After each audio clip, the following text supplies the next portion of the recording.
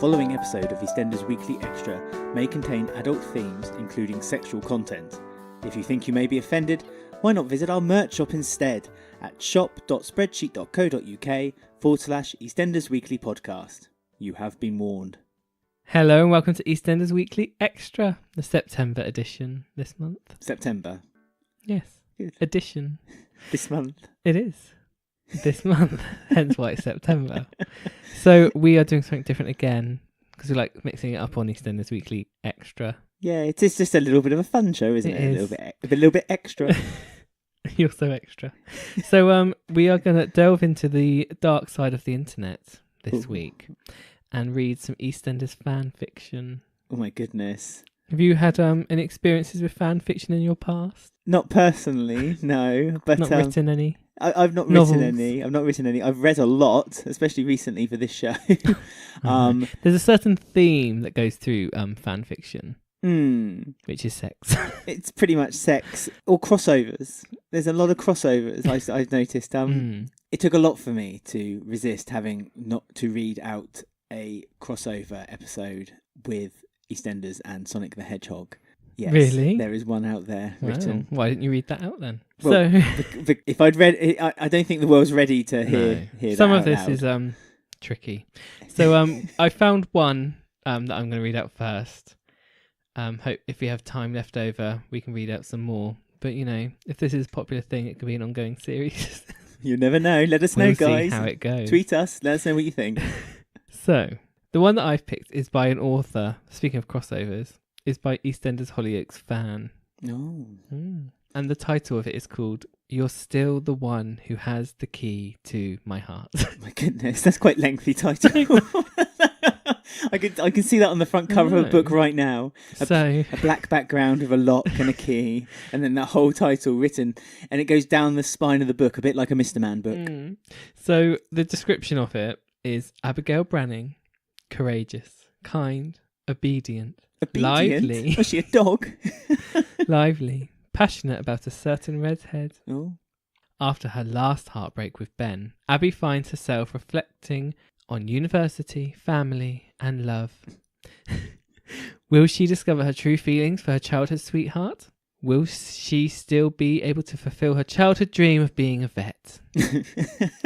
And how will she react to a Branning family secret? So there you go. That's what we have in store for You're Still the One Who Has the Key to My Heart. It just bounces, doesn't it, I that know. title? It's like a song. So I'm going to By start Shania off Twain. with chapter 1. Okay, I'm on now. I'm ready. Here we go. Setting the scene. The naked winter trees line the streets. Right, this is Albert Square. Yes. I'm assuming. There was blustery, chilly, sub-zero winds that bit a lot of her skin. The crystalline crunches of fresh snow that erased her footsteps and set the world anew once more. My goodness, the snow must have been heavy falling if it's every time she But took it melts. a step. Well, it melts in each of her footsteps, so it's quite light, I think. What, is Abby actually Like, it's on just- fire? The path glistens like a white quartz, yet ice crystals on weary concrete is all it is. My God, did they actually swallow a dictionary for these metaphors? Well, no, it's light snow, like I thought, so you need to listen. Why didn't they just say it was snowing lightly? Our breaths were rising in variable puffs.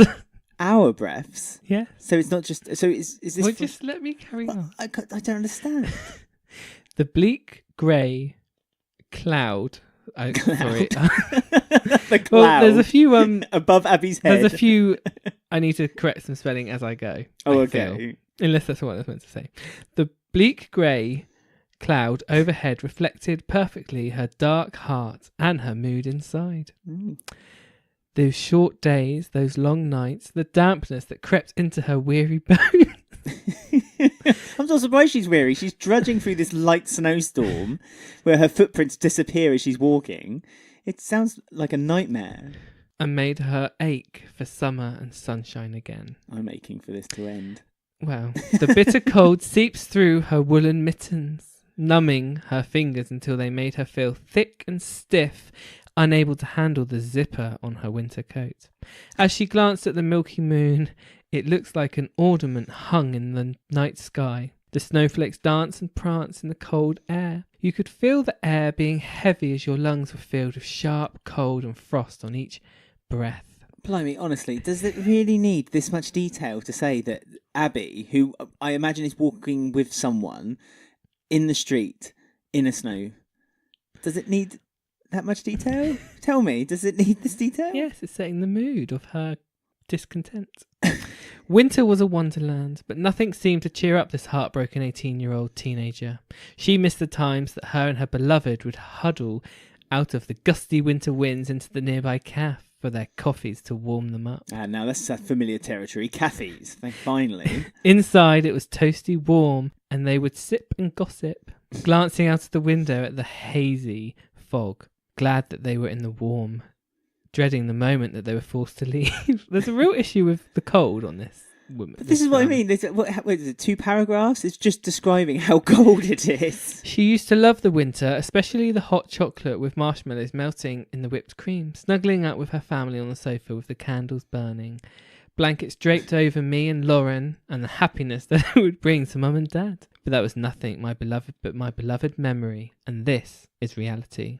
Reality sucked.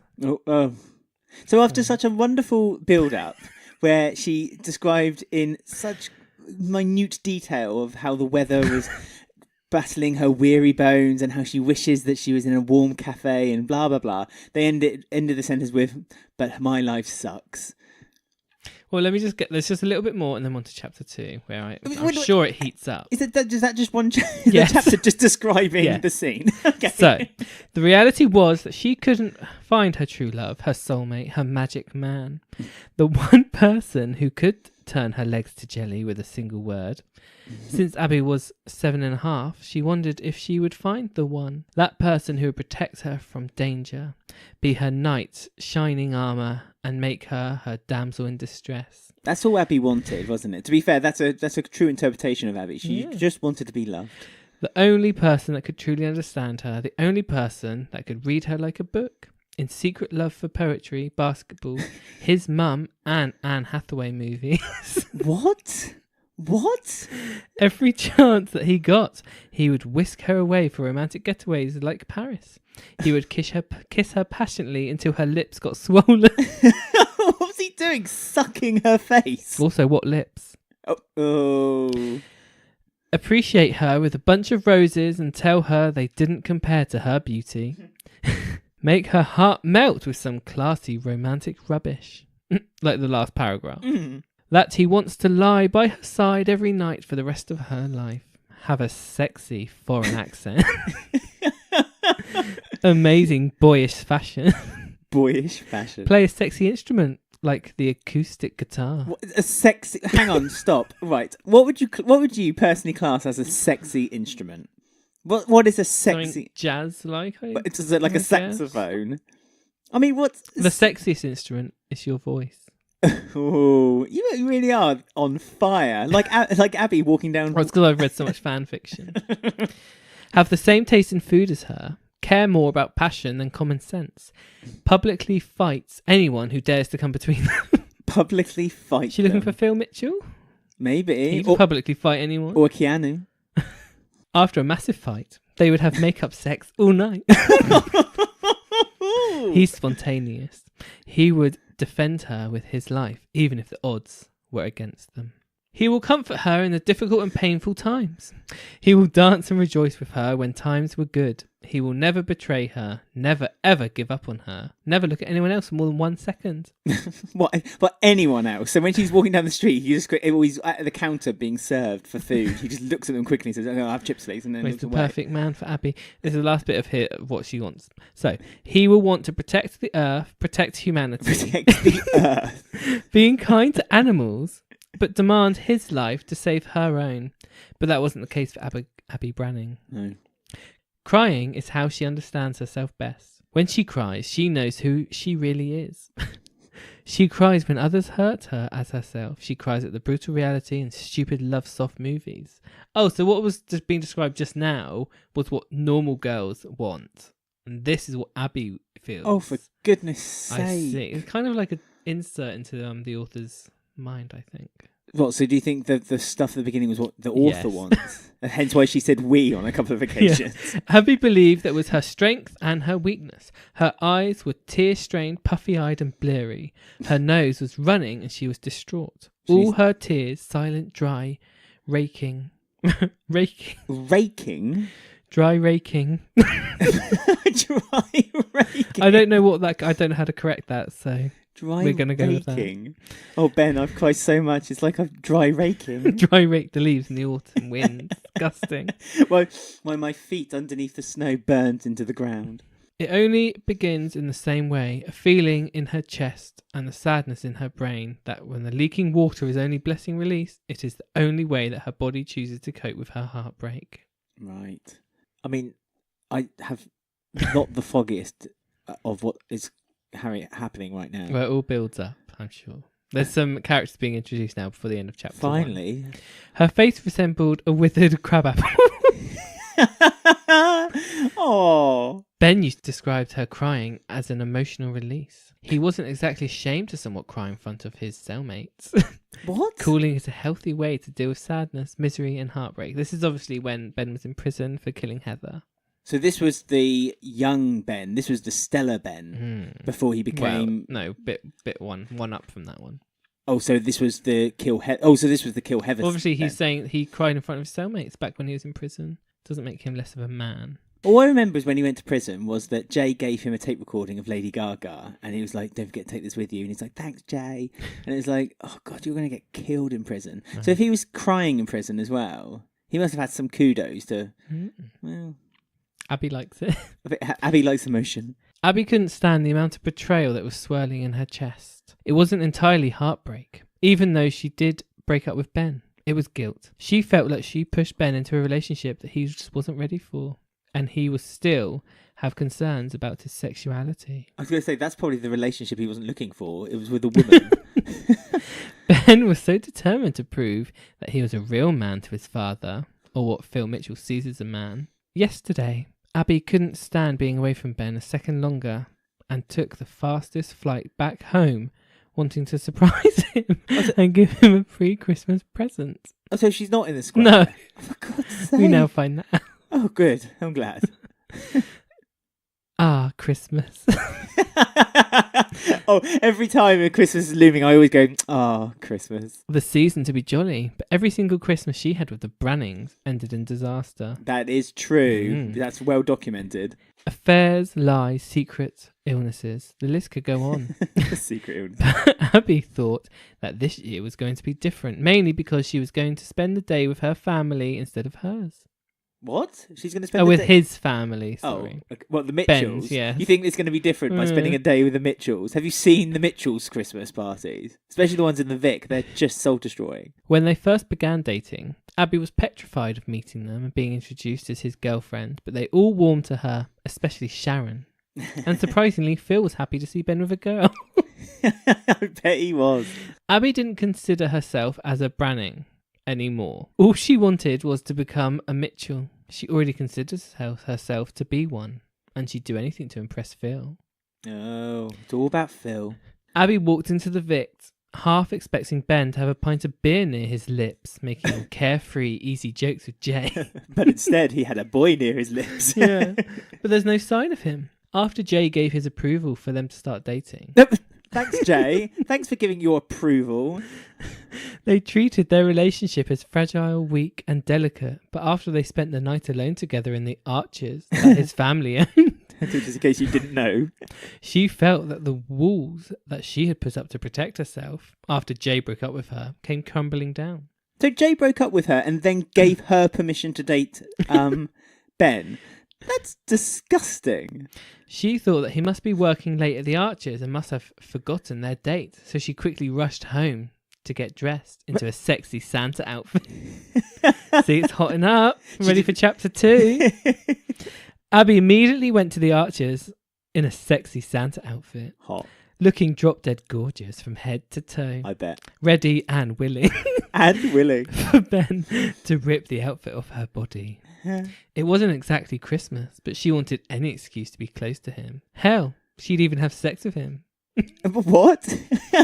She'd even... Oh, I might as well have sex with him then. And that's how chapter 1 ends. Oh my goodness. So I'm keen to know, after the slow burning beginning, I'm now keen to know what happens between this fictitious version of Abby and Ben. Exactly. After having permission, of course, from everyone on the square. Right, chapter 2 is written obviously a bit later because it's fan fiction. And the author's written a note at the top. Hi. I just wanted to tell you that the last bit of the story is kind of a flashback of what happened yesterday when Abby caught Ben and Paul together. And this chapter will begin with a flashback. Oh, I see. Okay, just so you know. So the flashback of the episode that happened. I guess so. Well, it couldn't be the flashback to the fan fiction because Paul and Ben aren't mentioned. Well, Ben is, but Paul isn't. I mentioned it though, so it's almost as if I knew. Right, so this is how it begins. Okay. I don't know where it's come from, but here we go. She both adored and admired the way that 1 minute they were arguing and the next they were ripping each other's clothes off. Make-up sex. She loved every minute of it. She was there with him. His wisdom was remarkable after spending years locked away. Wisdom? Is that Abused, euphemism, Abby? Tortured, neglected by society. But that didn't stop him from trying. It made him the strongest person that she knows. It made him Mitchell. Well, in Phil's opinion. But she loved him for him. Every time that he spoke or walked near her, she got butterflies and flutters in her stomach. It's fair to say that Abigail, Victoria, Ella Branning... My goodness, someone did some research for this. Loved Benjamin Mitchell. Does Benjamin not have a middle name? Ben. But as she entered, she heard Ben's voice and another person's voice. Too deep to be Jay's. Too soft to be Phil's. Too soft to be... Something fell off the cabinet and a masculine hand went to pick it up.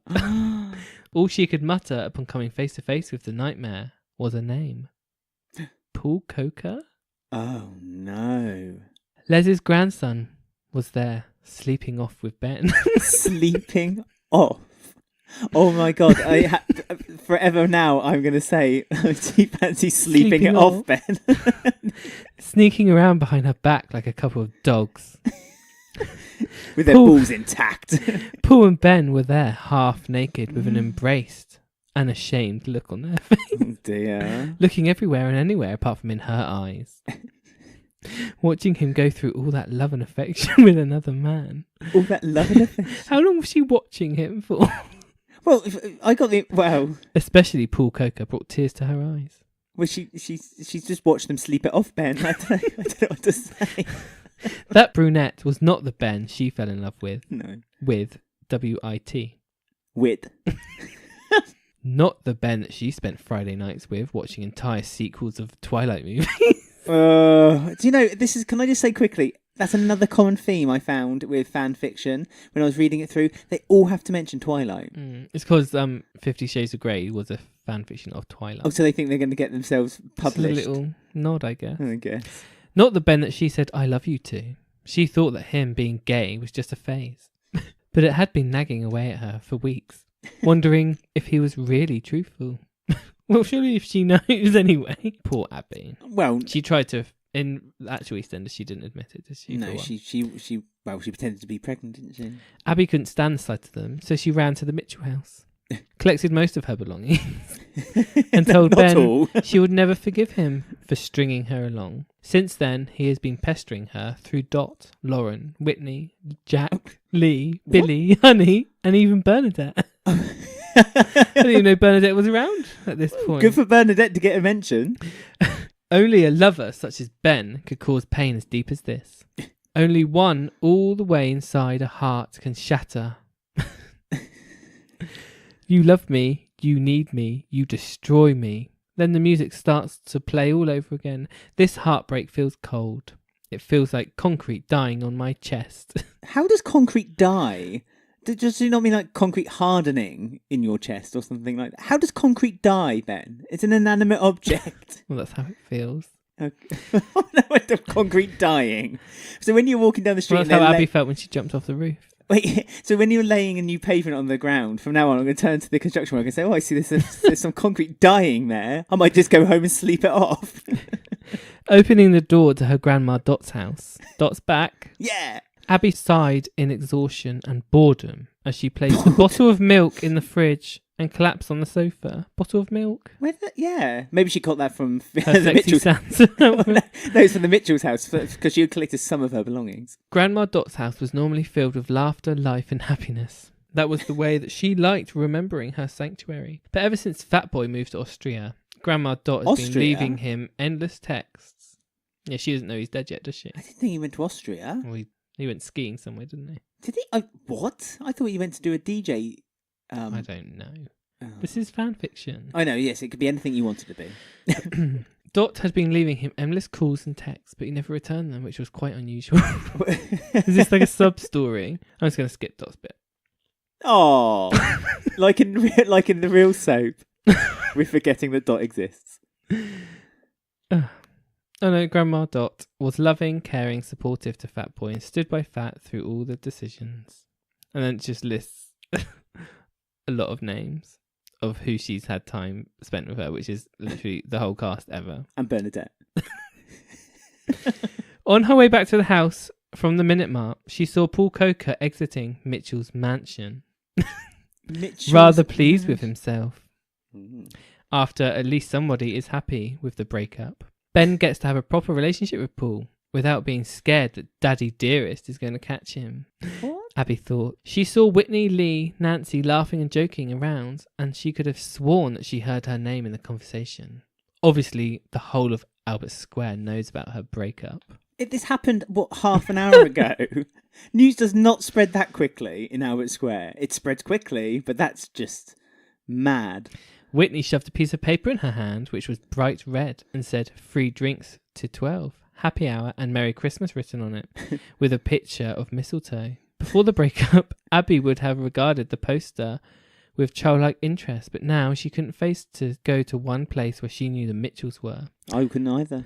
Although, to be fair, it's not the entire Mitchell's fault. Her first Christmas completely alone and heartbroken. She got Dot. She couldn't help think that if Jay hadn't broken out with her, she would probably be at the Vic with him now, kissing and snuggling. Snuggling. But he would still be in love with Lola. Abby took a long sip from her drink thought about where she was only a couple months ago. Do you think she gave Jay permission to lust over Lola? She killed her own dog, Tramp. Did that say that in the thing? Why'd you bring that up? It was almost like Tramp could sense conflict and tried to make her stop leaving, but moving in front of the car, which led to her death. It sounds like to me that Tramp had had enough of Abby Branning's unrequited, all the love she had to give to someone. She just gave to Tramp, and Tramp was like, "I've had enough of this, Abby," and just jumped in front of her car and committed suicide. As she placed the empty glass on the table, as if for cue, there was a knock at the door. If it was Ben, I'm going to slap him. Mm-hmm. Abby stood up, placed her hair into a tight ponytail, not caring that she was wearing a grey top, which said geek on it. This story's done enough jump forward to different parts of the day. The first thing that she saw when she opened the door was pitch black hair, blue eyes, and a friendly face. It's the girl from The Ring film. Whitney. Oh, it's Whitney. Abby, hiya. Abby, hiya. Whitney smiled. I heard about your breakup with Ben, and I knew I had to come over. Abby pulled a fake smile, said, "Thanks, Winnie, but I'm fine." Really? Whitney quizzed, raising a brow. You don't seem so fine to me. Honestly, Abs, you don't have to put up a brave face, especially when you're facing Hearts. Okay to hate him. Does that make sense to anyone? When you're facing Hearts... When you were facing Hearts, okay to hate him. It's Whitney, isn't it? Is that how it ends? Is that the end of chapter 2? So Whitney's wise, confused words. I think Whitney had enjoyed Happy Hour a bit earlier on, to be perfectly honest with you. Anyway, so this is the final chapter. This is the final chapter. Okay. And the author's made another note. Okay. If the author has to correct their own story, we're in deep trouble. No, it's like the notes are like feedback from the previous chapter. It's like footnotes. Because this one says, "Hi, I promise you that I will try to make this more interesting and dramatic." well, description heavy, chapter 1, and then a plot that basically jumped forward in a day in like less than 10 seconds. Abby wept. Is it? I mean, I have tried for the last couple of hours to hate him, but I can't. It's like it isn't humanly possible to hate him. Whitney asked, are you trying to hate him because you broke your heart, or trying to because you want to hide your true feelings for him? She's a wise one, isn't she? I think she's pissed. I think she's pissed too. Abby sniffed. A part of me is urging me to hate him because he broke my heart. She's just repeating what Whitney's just said to her. Ben used me to convince people that he wasn't gay, but I cannot bring myself to hate him. Another part of me feels almost sorry for him because he would rather spend his time miserable with me rather than having his father not see him as a real man because of his sexuality. She's so caring, Abby, isn't it? Even when she's been hurt and destroyed by someone, she still stands up for them. Abby and Whitney stepped inside. This was all done outside, this whole conversation. Collapsing into the sofas as Whitney admitted, no one can blame you, Abby. You were going through a hard time accepting her death and your father's involvement in her death. Everyone remembers Lucy as this considerate, sweet and loving sister, daughter, friend and person, but she wasn't completely like that. Lucy could be horrible, spiteful and controlling, especially to her friends. Why is Lucy being brought up? What's Abby got to do with Lucy? More fun and exciting, this chapter, remember? I'm excited. Abby looked away, cursing. It doesn't explain what dark forces drove me to hurt her. Oh, she must have, because she hit... Oh, she hit her, didn't she? Because she found out about Lucy sleeping with Max. Whitney let out a nervous laugh before answering, hate. I guess that's what you could say. Do you still love him? Abby asked who, Ben? Whitney shook her head in disbelief. Jay, I know how close you two were, and it can't be easy when you are living with your boyfriend and your ex. Abby shrugged, I guess. I don't know if I still love Jay. There is a part of me that will always see him as my childhood sweetheart. Whitney asked with a raised eyebrow. She's always doesn't believe anything anyone says, Whitney. Because you still want to be with him. You still don't understand how much you are in love with him, or you are scared that he might feel the same way. Abby let out a nervous laugh. When did you get so wise? Oh, sorry, I was waiting for you to tell me. Whitney joked, forcing a laugh. I have been living with the Carters for months. God. That makes her wise, does it? Okay, Whit, enough about me. Tell me what it's like living with the famous Carters. It's amazing. I mean, I wouldn't change a thing. Outstanding, brilliant, fantastic. I can't help but think that the author of this story has just decided to start talking about the Carters because people have said to her, Abby's boring, the Carters are a bit more interesting, talked about them instead. Well, Abby raised an eyebrow to her hairline. To her hairline? My goodness. What, so 4 inches from her eye? Sounds brilliant, Whitney. You've always been a horrible liar, one of your best qualities. Why did you really come here? Because I don't buy your story. Yeah, you say it, Abby. Whitney, I guess that I needed some space away from Lee, especially because of tomorrow. Abby questioned, what, Christmas Day? Oh, so who doesn't love Christmas? Hang on, stop. So this is Christmas. This is all happening on Christmas Eve. Even though Abby... So Abby, what? Abby's been dressing up as Santa Claus, sexy Santa Claus, for 2 days. And then changes to... Is it the same night? But I don't know. What, Christmas Day? That's what Abby said. Whitney nodded. When I was little, I used to love Christmas. Running downstairs to find Santa had left me a bunch of presents. But this one was the worst than the rest. Lee hasn't exactly been himself recently, and I'm scared. Why would Lee get completely wasted on Christmas Day? What? Wow. Well, probably because you made him buy you a really expensive Christmas present, so he had to take out a loan, and then you blamed him for taking out loans, and then his depression kicked in. How about that, Whitney? Because he's got depression, Whitney blurted out accidentally. Please don't tell anyone that I told you, Abs. He has been out of character recently. Tomorrow is the anniversary of the day that Linda told Mick she was raped. Tomorrow is the anniversary of the day that Linda told Mick that she was raped. Whit, honestly... You just have to be there for him completely. Don't be like my mum and dad. If you have problems in relationship, confide in him. Whitney whined, and what if I don't want to hurt his feelings? What if I don't want to hurt his feelings? So you actually want to hurt his feelings? That's what that means. So what if I don't want to hurt his feelings, Abby? They hate me, Whitney whispered. Mick and Linda hate me. Why would they hate you? Abby asked, beaming. Beaming. You have been living with them for some time. She's still living with them now.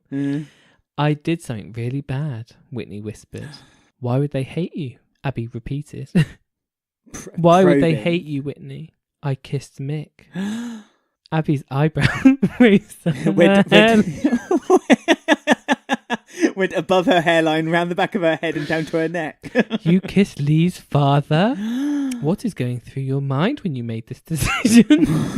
It's a very strange line. Oh, I've lost my place. Where am I? Right. What a mistake. Was it a spur of the moment? Does Lee know? What about Linda?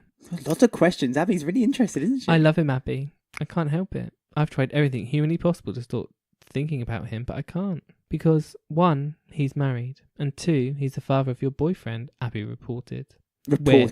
You are 21 years old, nearly 22. Mick is 39 years old. He has 4 children. The last thing that I want you to be like is my mum and dad. They were always having secrets. Yeah, but I don't have any kids. Abby shook her head. But what about Linda? She has just went to hell and back. For goodness sake, she was raped by her brother-in-law. And if anyone should know what that feels like, then it's you. And she was terrified that she was carrying his baby. And Lee has got to deal with his family problems and his own battling emotions. Wow. Abby is literally telling Whitney, just shut up, belt up and just get on with it, because really what you're whining about is nothing in comparison to the rest of the Carter family. Whit, either you need to break up with Lee or ignore your feelings because you cannot tell him the truth. It would demolish him. Demolish. Right, you ready for the last line of the... Oh, this is the story. The story. Okay, ready. Go on. Whitney stood up. Abigail Branning, you're an angel. I know that one day you will make the perfect wife and mother. I wish you all the best. I wish you all the best. It's a greeting I should get card. back to the Vic now. Thank you. At the end. That is something, actually. Again, at the end, because I think people find it difficult to end stories. They don't know how to end them very Whitney's well. never going to see Abby again, apparently. She wishes her all the best. Yes, I wish you all the best and goodwill. Yes, well, that was a nice story, though. It was pretty much just Didn't really go anywhere, though. It went nowhere. It was just almost like a different way of rounding up what's actually happened at the time of that story was written. Do you want a quick, light-hearted one? Yes, it's a very short one. Oh, good. And it's about the Carters. Is it coherent? It's coherent. Just to warn anyone, this does have some adult themes, so if you don't want to listen to it, then switch off now. So it's called The Act of Making. Ooh, making what? Well, I think you can guess. And it's written by Sparkles, Diamonds, Rainbows. It's a great author name. I know. Can you imagine? I think it might be her pen name. I don't think it's her real name. No. Or his real name. Shouldn't judge. So the Vic was closing. Last orders were ordered. The customers started heading out, and soon only Mick and Linda were in the Vic. This was how Mick liked it. He liked it when it was just him and Linda alone. Nancy had gone out with Dexter, Lee was round Whitney's, and Johnny was out partying. Oh. Typical Johnny. Yeah. Stan was asleep upstairs. Oh, Stan's alive. He's still alive. This is going back a few years. And Tina was seeing Sonia. So it was when Sonia was still gay. Lifetime ago. There's no one here, Mick, Linda said playfully, smacking Mick on the bum as she wrapped her arms around his waist. Mick smiled to himself and kissed her, caressing her bum and rubbing her back. You're keen, babe, he whispered. Linda nodded agreeingly. Always for you, she whispered back, and she started kissing him again, their tongues connecting like electric eels. Oh. I can actually see that in my head. It's not nice. Linda started fumbling with Mick's shirt, pulling it from him, some buttons going missing in the process. Ooh, pulling it right off then. Mick grinned as he exposed his lean torso, this really was a few years ago, to Linda, who loved rubbing her hands over it. She then unbuckled his belt and pulled not only his jeans down, but also his white boxers. Linda's eyes widened when she saw how hard Mick was. Oh no. Impressive, eh? Mick mumbled. Grinning, and Linda grinned back, removing her pale pink dressing gown and dropping it onto the floor. She obviously wasn't working that night. She had a migraine. She did. She did. She was knocked out in the bedroom. To be knocked out in a minute, I think. Impressive, eh? Impressive, eh? Like what you see, babe? She asked, winking at him, and Mick nodded before picking her up and lying her onto the bar. Linda looked up. The bar? They're in the bar. Oh, in the Vic. Oh, yeah, they're downstairs. Okay. Stands upstairs sleeping. They can't do it up there, can they? He's in the lounge. Linda looked up, hoping that no one would come in at that moment. Mick sensed her thoughts and whispered, "Don't worry, Linz." He's never called her Linz in his life. Linz. Stuart's in the background. Yeah, in the shadows you just see half Stuart's face. The doors are locked. Don't worry, Linz. The doors are locked, and if the kids come back, they'll have to knock. Linda sighed with relief, which turned into a moan as Mick entered her gently, thrusting in and out of her. Linda's breasts shook and bounced as Mick rubbed his body against her, their moans soft and caressing. Then Mick went faster and harder, and Linda gripped onto the beer puller as the pleasure overcame her. Her eyes rolled into the back of her head as Mick pinned her wrist down and thrusted harder. "Oh, I can't take up much longer," Mick groaned, and Linda gripped her. I know, very quick. Mick groaned, and Linda gripped his shoulders, moaning loudly as Mick thrust a few more times before ejaculating inside of her, breathing heavily. Linda breathed heavily too, her heart racing as Mick pulled her up. "That was great, baby," Linda moaned as Mick led her upstairs to the bed. "It's always great, baby, because it's with you," Mick replied, kissing her passionately as they fell into bed. Linda yawned and smiled. Yawned? That was good. That was a good 30 seconds. Yeah, thanks for that, Gro. Linda Not yawned. that impressive, eh? Linda yawned and smiled as she cuddled up to Mick and fell asleep in his arms. 9 months later, Linda gave... Does that actually say? Fast forward. 9 months later, Linda gave birth to a beautiful baby boy who they named Ollie and is now a part of the Carter family. That's how it ends. Very official ending. I was going to say, no one really knows how to end the stories on these stories. So there you go. So that's how Ollie was born. We all wondered. We all wondered what happened that fateful night. And now we know. Don't need to know in that much detail. Well, it wasn't that much detail. He Her was breasts done. popped. Yeah, dress wobbled. And it was done in like 30 seconds. Yeah. He must have been like he must have been just waiting. He must have been bursting, ready to go. Well, I feel dirty now, so I'm going to go have a shower. Yeah, I think so. But I hope you all enjoyed the fan fiction. The fan fiction. If you guys have any fan fiction and you'd like us to read it, please share it with us. Or don't. No, please do. I'd like to read it. Of course. EastEndersWeekly@gmail.com. Let us know what you thought of the fan fiction. I'm really hot now. I just can't cope. But yeah, I mean, if everyone enjoyed it, maybe there'll be another edition. Maybe. We'll do some more research, dive a bit deeper into the internet. The darker web. If it gets any darker. And yeah, we'll see what else is people want to see on EastEnders. Yeah, and as you say, just let us know if you have any thoughts or opinions on our Twitter @EastEnders Week, our Instagram @EastEnders Weekly, and thanks for listening.